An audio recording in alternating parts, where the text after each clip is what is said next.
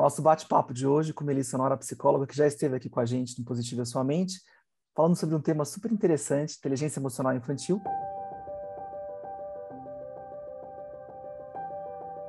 que acredito, né, Mel, que faça sentido também para os adultos. Tanto para os adultos que vão utilizar essa inteligência emocional infantil para estimular a inteligência emocional nos seus filhos, como também neles mesmos. Vamos começar, a gente vai fazer alguns blocos de bate-papo com vocês dentro desse assunto, que é um assunto vasto, mas de uma forma talvez bem acessível para aquelas pessoas que não entendem, que não têm escutado falar sobre o assunto. Eu acho que vale muito a pena, e é nosso objetivo aqui no canal Positive a Sua Mente, é levar informação para vocês e também o lado prático, né, Mel? Que você consiga tirar algum proveito e aplicar isso no seu dia a dia com seus filhos ou consigo mesmo. Mesmo que você não tenha filho, eu recomendo que você assiste. A gente estava batendo um papo, eu e a Mel, antes de entrar aqui na gravação. Essa nossa reflexão sobre inteligência emocional infantil tem um paralelo muito grande com a inteligência emocional de adultos. Então, vale a pena você assistir e acompanhar aqui. Seja bem-vinda, Mel. Nós vamos começar falando um pouquinho sobre o rotular. Eu queria que você falasse um pouquinho sobre isso. Sim. Bem, primeiro, obrigada pelo convite. Eu adoro o canal, adoro o seu trabalho e acho um tema super importante. Vamos lá. Bem, é importante que a gente entenda que o passo a passo que a gente vai dar aqui e falar um pouco, né, sobre esse tema. Às vezes as pessoas ficam muito intrigadas, né, de, nossa, uma criança tão pequena e vou falar sobre inteligência emocional, como é isso? É tão grande, né, como se tivesse quase um distanciamento. Muitas vezes, quando eu faço as orientações a pais, eu percebo isso. E eu acho que a ideia nossa é exatamente essa, né, de tranquilizar as pessoas, entender que tem um trabalho a ser feito, mas não necessariamente ele é um trabalho tão difícil. Muitas vezes o que nós reconhecemos nas crianças e também em outros adultos, né? Nas relações interpessoais, a gente vai ter essas dificuldades. Então, ele pode ajudar tanto com pais com crianças pequenas, como com adolescentes e adultos nas suas relações interpessoais. Então, o primeiro passo que a gente falou é rotular. Muitas vezes, a criança, ela passa por algumas fases de desenvolvimento, Juliano, que ela vai apresentar características comportamentais que são muito esperadas para aquela fase. Então, a criança vai chorar com mais facilidade diante de uma desavença. Só para me interromper, eu tenho duas filhas, né? Uma de 2 anos e uma de 3 anos e meio. Caso você não tenha acesso a um psicólogo ou uma orientação pedagógica ou orientação parental, eu percebo que os pediatras fazem muito isso, né? Vamos dizer assim, não é a área de estudo deles, mas é constante quando eu vou em consultas. Nossa, ela vai entrar agora na fase da birra, é muito normal. Eles entram um pouco na orientação dos pais, em normalizar, vamos dizer assim, algumas coisas que os pais chegam assustados, né? A criança oferece resistência, a criança não está cooperativa. Sim. Eles mostram, mas de uma forma muito ampla e muito rápida, na consulta, de que existem algumas fases que são características de cada idade. É isso que você está dizendo, né? Do ponto de vista muito mais... Exatamente. Esses saltos também que eles falam, né? Eles chamam de saltos de... Né? Você muda de fase para uma fase. É interessante as pessoas saberem disso também. E tem também a poda neural, né? Que acontece na primeira infância, muitas coisas acontecem, né? No desenvolvimento do cérebro. O cérebro duplica de tamanho, né? Em 5 anos, as pessoas. Exatamente. A gente é uma espécie que a gente nasce com o cérebro com 500 gramas e vai ficar com 1,5 kg depois de um tempo, na média, vamos dizer assim. Eu tenho um pouco mais, porque eu sou cabeçudo. Mas não cabe um boné na minha cabeça. Mas... particularidades à parte, o cérebro se desenvolve muito fora. Nas espécies de animais, o cérebro, quando ele se desenvolve muito fora da barriga da mãe, é porque essa espécie é uma espécie onde o social, a interação social, se faz muito necessária e vai moldar aquele cérebro. Então, 2/3 do nosso cérebro acontecem fora da barriga da nossa mãe. É isso que você está dizendo, né? Com vários tipos de mudanças e etapas, né? Sim, e principalmente... como a gente mesmo falou, na primeira infância. Então, é esperado. E a criança, ela começa a sentir essas emoções só que não tem repertório, não sabe lidar ainda com isso. Então, cabe ao adulto passar um pouco desse repertório para a criança.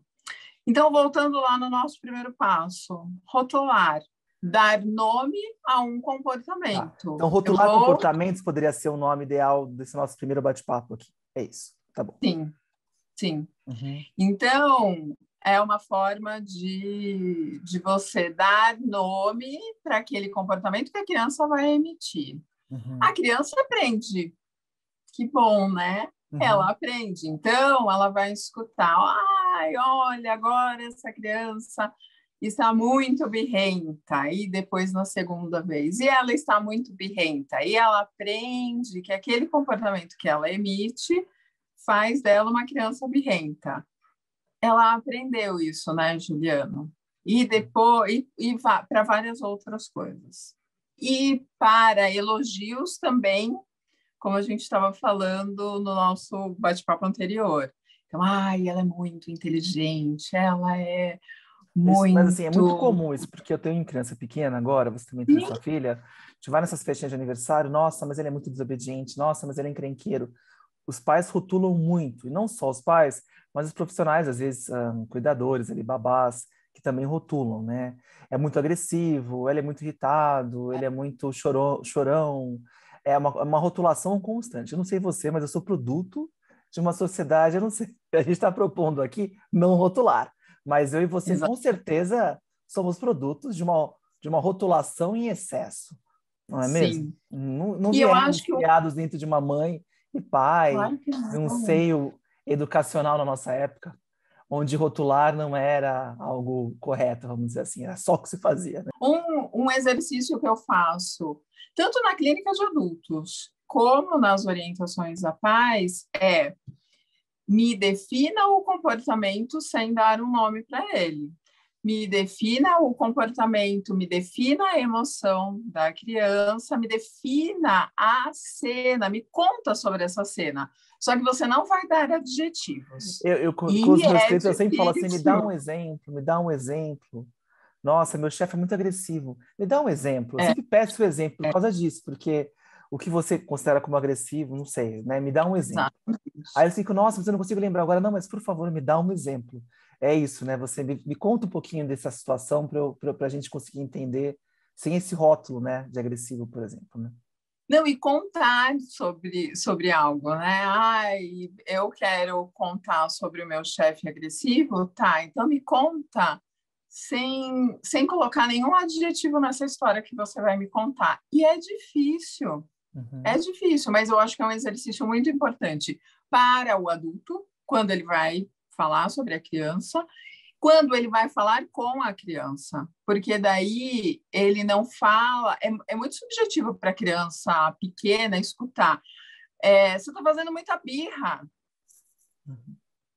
né? A criança tem que entender o que ela está fazendo, que parte do que ela está fazendo, Agora, acho que que antes ela da gente chegar nessa parte, por que você dá um exemplo para as pessoas que estão nos escutando, que com certeza talvez rotulem a si mesmas, rotulem os outros, rotulem os seus filhos e por aí vai, aplicando etiqueta na cabeça de todo mundo? Qual que é o dano que a gente pode causar rotulando filhos, por exemplo, né? Então, até coisas positivas, como você falou, minha filha é uma gênia, minha filha é genial, ou não, a minha filha é muito birrenta, muito resistente, muito teimosa. Que efeitos e que danos podem causar, que a gente não quer causar, mas acaba causando sem querer nos nossos filhos? Eu acho que o primeiro o maior que pode causar mais sofrimento é a criança acreditar naquilo. Uhum. Então, que ela é burra, ela pode acreditar nisso e criar uma crença de que ela é burra. Que vai limitar o desenvolvimento dela. De repente, Exatamente. ela pode ter uma limitação de aprendizado de violino, mas pode ser genial em matemática. Se eu rotulo ela numa aula de violino como burra, que você não está conseguindo aprender, e ela considerar, ela vai invadir todas as áreas da vida dela. É isso que você quis dizer. Exatamente. E também, ao contrário, nossa, você é muito inteligente. E daí ela se depara com algo que para ela é difícil. Ela vai ficar constrangida, com vergonha. Vai ficar constrangida. vai sentir que ela não é capaz, vai duvidar até de coisas que ela já conquistou. O ponto mais importante é a crença que você vai estar estabelecendo. Então, não é incomum, Juliano, na clínica de adultos, você escutar o relato de um adulto já bem-sucedido, enfim, estabelecido na vida e tal, e falar de quando eu tinha 5 anos que eu escutava a minha professora, o meu pai, a minha tia. Não ele traz e traz combinado com algo que ele está vivendo no presente. Então, eu me deparei com uma situação aqui que fez eu lembrar de quando diziam que eu não era capaz. Então, ele está falando sobre uma capacidade presente. Passado presentificado, né? Passado mal Exatamente. estruturado, ele é presente, sempre. Pode ser depois de 60 anos. Exatamente. Né? Não é incomum. Então, assim, a gente vê isso no nosso dia a dia. Então, A memória evitar o rotular e saber que mais que a gente podia concluir nesse primeiro bloco então, né? eu acho que é evitar o rotular e fazer um exercício de descrever. Então, não basta, então eu não vou falar nem que é inteligente, não é isso. É descrever o comportamento. Descreve o comportamento que você vai estar passando a mensagem necessária. Exemplo, minha só filha que de uma tem forma um quebra-cabeça e ela acha uma solução muito rápida e muito inteligente que me surpreende. Falou assim, nossa, filha, que solução inteligente que você chegou. Eu estou pontuando a ação dela, não estou a rotulando. ação. Não estou E rotulando ela como um todo. falando, O porquê, olha né? como você... Achou uma solução rápida e diferente e única. Exatamente. E essa é uma descrição, né? Olha como você foi rápida na conclusão. Você poderia ter demorado mais, mas você foi rápida na conclusão da brincadeira que você estava fazendo.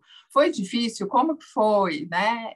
É falar muito mais, assim, você abre, né, o diálogo, ele fica muito mais rico do que simplesmente dizer que ela é inteligente. Eu acho que é isso, e eu diria para os adultos que estão aqui acompanhando o seu trabalho, eu daria essa tarefa de, quando você for descrever algo para alguém, quando você for falar sobre algo que é difícil para você, tenta tirar os adjetivos, tenta tirar os rótulos, Descrever, contar a situação. Descreva situações. Quando você traz isso para a sua vida como adulto, quando você estiver ali com a criança, você vai ter mais facilidade, porque você está treinando mesmo isso. Não é algo que vem assim, tem que treinar. Então, eu acho que é um exercício super legal para o adulto. Perfeito. Obrigado, Mel. E agora aguardem o próximo bloco, que vai ser o próximo passo da inteligência emocional infantil.